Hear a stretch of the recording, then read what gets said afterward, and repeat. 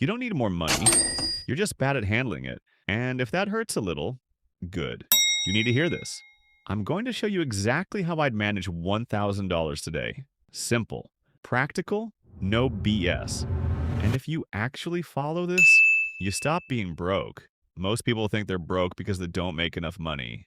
Wrong. They're broke because they waste what they already have. Give the average person $1,000 and it disappears in a week.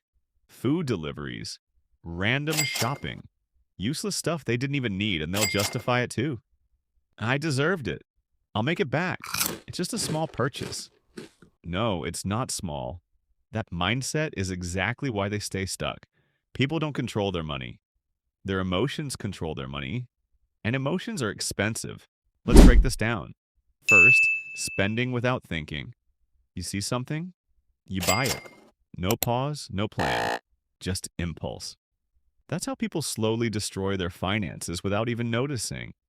Second, zero discipline. You say you want money, but you can't even stop yourself from buying things you don't need. You want results fast. So instead of building something real, you chase quick wins, quick flips, easy money, fast cash. But here's the truth. Easy money is usually expensive. It costs your Wow! time, your focus, and your future. Third, short-term thinking. This is the biggest problem. Most people think about today. Smart people think about next year. If your goal is to enjoy money immediately, you'll always stay broke. But if your goal is to multiply it, now you're playing a different game. Here's the part people don't like. If I gave you $1,000 right now, you'd probably lose it. Not because you're unlucky, but because your habits are weak. Money doesn't fix your life. It exposes who you already are. If you're careless, you lose it. If you're disciplined, you grow it. So stop blaming your situation.